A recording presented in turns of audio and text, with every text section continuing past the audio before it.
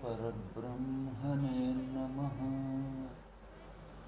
ఓం శుక్లాంబరధరం విష్ణుం శశివర్ణం చతుర్భుజం ప్రసన్నవదనం ధ్యాయేత్ సర్వవిఘ్నోపశాంతయే. శ్రీ భగవద్గీత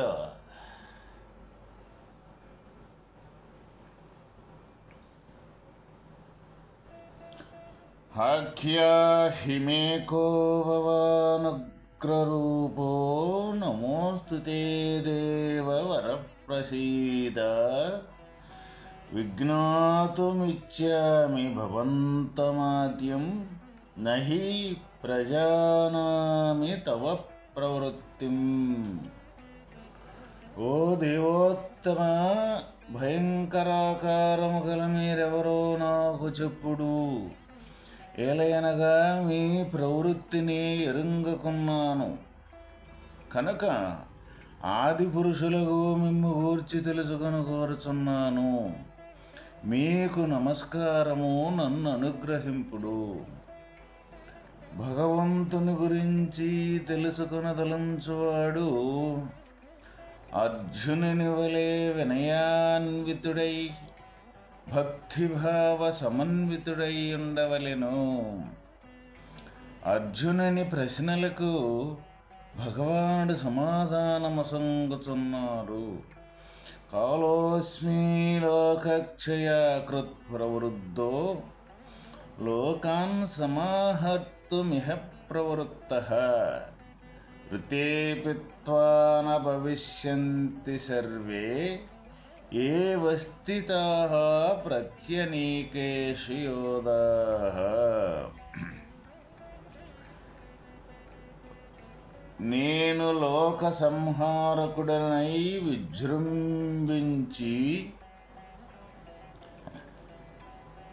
విజృంభించిన కాలుడను అయ్యున్నాను. ప్రాణులను సంహరించు నిమిత్తమీ ప్రపంచమున ప్రవర్తించుచున్నాను. ప్రతిపక్ష సైన్యములందు గల వీరులు నీవు లేకపోయినను యుద్ధము చేయకున్నను జీవించి ఎవరు ఉండరు. మృతినందక కూడా తప్పదు.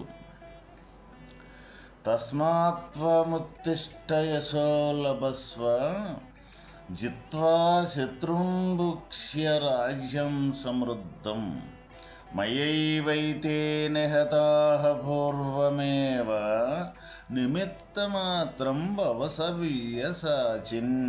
కాబట్టి నీవు లెమ్ము, శత్రువులను జయించి కీర్తిని పడయము, పరిపూర్ణమగు నిష్కంఠమైన రాజ్యమును అనుభవింపుము. వీరందరూ ఇదివరకే నా చేతనే సంపబడిరి. కావున ఓ అర్జునా, నీవు నిమిత్తమాత్రముగా నుండుము. నిమిత్తమాత్రం భవ. ప్రపంచములోని సమస్త కార్యములను భగవంతుని చేతనే చేయబడుచున్నవి. జీవులు నిమిత్తమాత్రులే యగుదురు. కానీ అజ్ఞానులకు జనులు నేను చేసినాను అని కర్తృత్వమును కలిగియుండుచు తత్ఫలితముగా బద్ధులై దుఃఖమునొందుచున్నారు. ఓ అర్జున, నీ శత్రువులు ఇదివరకే నాచే హతులైరి. నీవిప్పుడు నిమిత్తమాత్రముగా యుద్ధము చేసి విజయమునొందుము అని భగవానుడు అర్జునునకు బోధించిరి. దీనిని బట్టి ఈ జగత్తునందలి సమస్తము భగవంతుని చేయబడుచున్నదనియు జీవులు భ్రాంతిలో పడి అహంభావము కలిగి వ్యర్థముగా తమపై కర్తృత్వమును పెట్టుకొనుచున్నారనియు స్పష్టమగుచున్నది. కావున విఘ్నుడగువాడు అట్టి కర్తృత్వమును విడనాడి అంతయు భగవానుడే చేయుచున్నాడని భావించి తాను లోక వ్యవహారమున నిమిత్తమాత్రుడై ఉండవలెను. ప్రపంచములోని సమస్త కార్యములను భగవంతుని చేతనే చేయబడుచున్నవి. జీవులు నిమిత్తమాత్రులే యగుదురు. కానీ అజ్ఞానులు నేను చేసినాను అని కర్తృత్వమును కలిగి ఉండుచు తత్ఫలితముగా బద్ధులై దుఃఖమునందుచున్నారు. నీ శత్రువులు ఇదివరకే నాచే హతులైరి. నీవు నిమిత్తమాత్రముగా యుద్ధము చేసి విజయమునందుము అని భగవానుడు అర్జునుడికి బోధించింది. దీనిని బట్టి ఈ జగత్తునందలి సమస్తము భగవంతుని చేయబడుచున్నదనియు జీవులు భ్రాంతిలో పడి అహంభావము కలిగి వ్యర్థముగా తమపై కర్తృత్వమును పెట్టుకొనుచున్నారని తేలుచున్నది. ఇక్కడ ప్రపంచములోని సమస్త కార్యములను భగవంతుని చేతనే చేయబడుచున్నవి. మరి రెండవది, నీ శత్రువులు ఇదివరకే నాచే హతులైరి, ఇదివరకే నాచే సంపబడిరి అని భగవానుడు ఇక్కడ మనకు తెలియజేయటం జరుగుతూ ఉన్నది.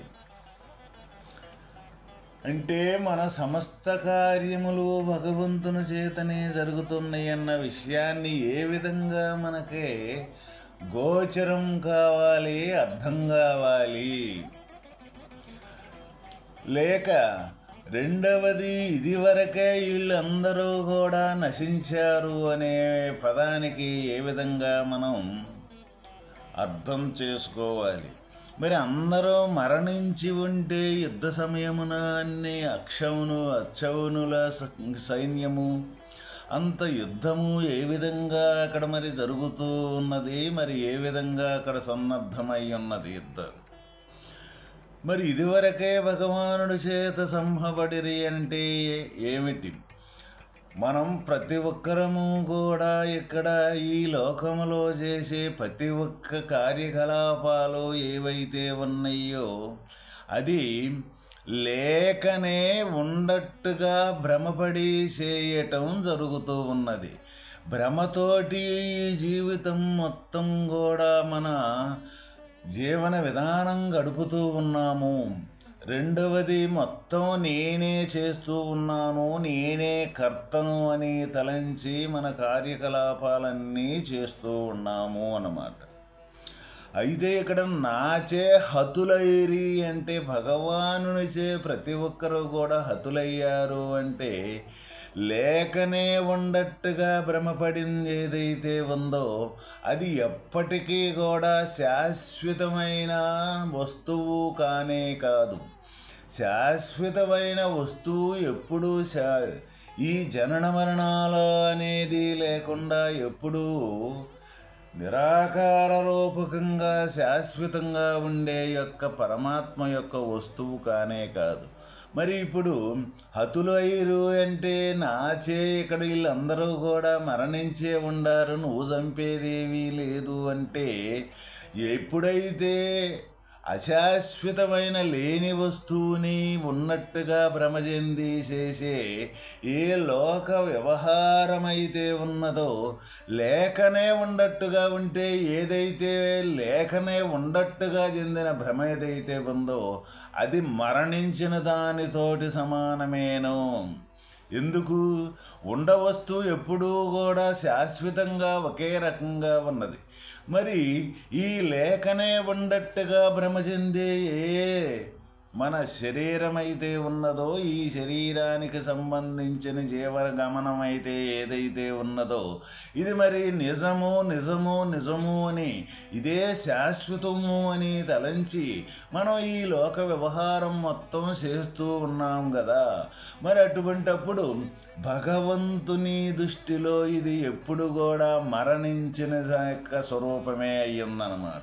మరి మనం మరణించిన స్వరూపం ఎక్కడ భగవానుని ఆచేహతులైరి అంటే భగవంతుని దృష్టిలో ఈ ప్రపంచం మొత్తం కూడా మరణించిందని దానికి యొక్క అర్థం.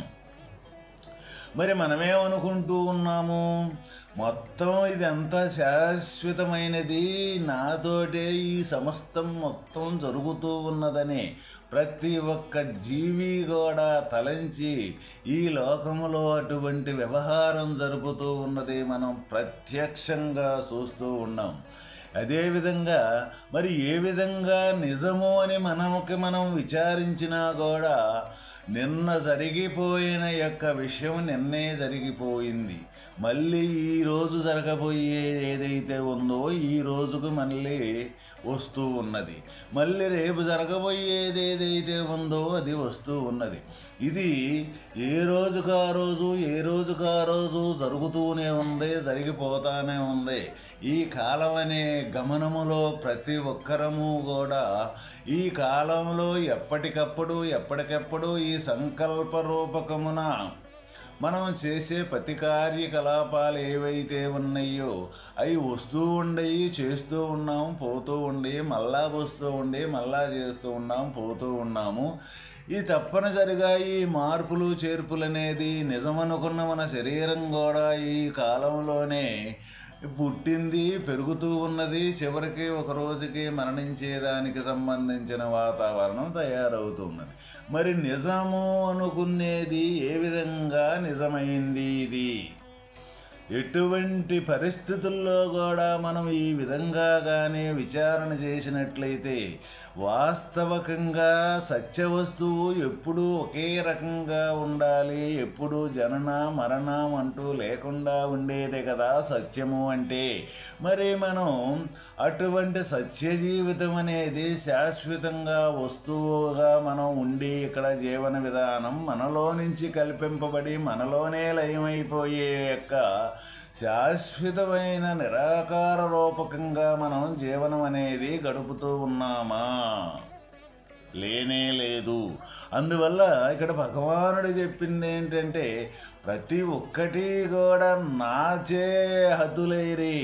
నీ యుద్ధ సమయమున ఎదుటి సైన్యం ఎవరైతే ఉన్నారో అక్కడ ఎదుటి సైన్యం కానీ ఇక్కడ ఈ సైన్యం కానీ ప్రతి ఒక్కరు కూడా నాతే అతులై ఉన్నారు అంటే ఎటువంటి యొక్క ఈ శరీర తత్వం కలిగిన వాళ్ళు ఉండారో, ఈ శరీరమే నేననుకున్న వాళ్ళు ఉండారో, ఈ శరీరం అనేది ఎప్పుడూ కూడా లేనిదే. అందువల్ల లేనిది ఉందనుకోని భ్రమచందీళ్ళు భావించి ఇటువంటి యుద్ధానికి కావచ్చు ఇక్కడ ప్రతి ఒక్కరం కూడా ఎవరికి సంబంధించిన యుద్ధం చేస్తూనే ఉన్నాం అందరం కూడా.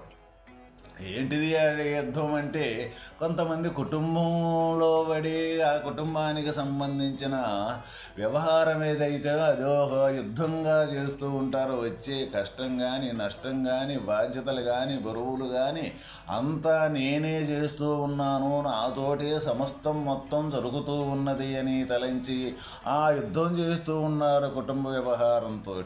కొంతమంది రాజకీయంగా నేనే పరిపాలన చేస్తాను, నేనే రాజు, నేనే కర్తను, నేను సమస్తం మొత్తాన్ని రాష్ట్రాన్ని దేశాన్ని మొత్తాన్ని నడుపుతూ ఉన్నాను అని ఆ తీరుగా యుద్ధం చేస్తూ ఉన్నారు.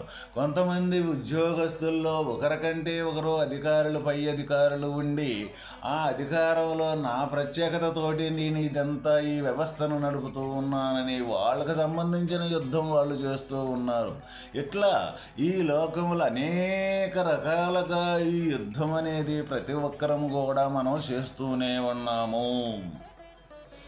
అయితే మరి ఏ విధంగా చేస్తూ ఉన్నాము? ఇది భగవంతుని యొక్క ఆధారంతో జరుగుతూ ఉన్నది అని మనం భగవంతుని యొక్క స్వరూపాన్ని గుర్తిరిగి ఆ భగవంతుని యొక్క స్వరూపంతో ఈ సమస్తం నడుస్తూ ఉన్నది అని కానీ మనం చేసినట్లయితే వాస్తవకంగా ఎప్పుడు శాశ్వతంగా స్థిరంగా ఉండే యొక్క వస్తువు యొక్క స్వరూపం మా జనన మరణాలంటూ లేవు కాబట్టి మార్పులు చేర్పులు లేని వస్తువు కాబట్టి ఆ లేని వస్తువు అయ్యే మనం ఉంటే అది మనం బ్రతుకినట్లు లెక్క. వాస్తవికంగా జీవి బ్రతికే ఉండటం, శాశ్వతంగా ఉండటం అంటే ఎప్పుడూ ఈ సమస్తం కార్యకలాపాలు ఏ భగవంతుని యొక్క ఆధారంతో అయితే జరుగుతూ ఉన్నవో ఆ విధంగా కానీ ఇప్పుడు మనం చెప్పుకుని మొత్తంగానే జరుగుతూ ఉన్నట్లయితే అప్పుడు మనం ఎప్పుడూ కూడా నిమిత్త మాత్రంగానే ఉండటం జరుగుతుంది. ఎందుకు జరిపే యొక్క విధానం భగవంతుని యొక్క ఆధారంతో జరుగుతూ ఉన్నది కాబట్టి. ఇక్కడ మనం ఏం చేస్తూ ఉన్నాం, మన పైన కర్తృత్వం వేసుకుంటున్నాము, నేనే చేస్తూ ఉన్నాను అనుకున్నాం. అందువల్ల ఇక్కడ భగవానుడు వీళ్ళందరూ నాచే హతులైరే, వీళ్ళందరూ నాచే మరణించారు అని ఇక్కడ మనకు తెలియజేయటం జరుగుతూ ఉన్నది. ప్రతి ఒక్కరము కూడా ఇప్పుడు ఈ భగవానుడు చెప్పిన ఈ శ్లోకం ద్వారా మనం కానీ యోచించినట్లయితే మనం ఏ విధంగా మనం ప్రయాణం చేస్తూ ఉన్నామో, లేనిది ఉన్నట్టుగా మరణించి ఈ జీవన ప్రయాణం చేస్తూ ఉన్నామా, బ్రతికుండి జీవన ప్రయాణం చేస్తూ ఉన్నామా? బ్రతికుంటము అంటే ఎప్పుడూ కూడా శాశ్వతమైన పరమాత్మ వస్తువుగా ఉండేది ఏదైతే ఉందో అది బ్రతికుంటాం. అశాశ్వతమైనది శాశ్వతం అనుకొని చేసేది అనేది ఏదైతే ఉందో అది మరణించటం. అందువల్ల భగవంతుని దృష్టిలో మనం మరణించి ఉన్నామా లేకపోతే బ్రతికి ఉన్నామా అని ప్రతి ఒక్కరంగానే యోచన చేసినట్లయితే తప్పనిసరిగా మనం ఈ లోక వ్యవహారంలో ఈ శరీరమే నేననుకొని చేసే ప్రతి ఒక్క విధానం కూడా మరణంతో సమానమైంది. ఒకవేళ మరణించక ఇప్పుడు ఏదో బతికున్నామని అనుకున్నప్పటికీ కూడా ఈరోజు కాకపోతే రేపైనా సరే ఈ శరీరాలనేది పోయేను, ఏది నిలబడేది కాదు. ఎప్పటికప్పుడు ఏ రోజుకు ఆ రోజు అదే మనం కనీసం బతికున్నాము, నేనే ఇది అంతా చేస్తున్నాను, రేపది చేస్తాను, ఎల్లుండిది చేస్తాను, ఎన్నెన్నెన్నెన్నో ఊహ రచనలో వేసుకుంటూ ఎప్పటికప్పుడు ఈ మార్పులు చెందుకుంటూ మనం చివరికి ఎక్కడికి చేరుకుంటున్నాము అంటే వాస్తవమైన సత్య వస్తువులోకే చేరుకోవటం జరుగుతూ ఉన్నదన్నమాట.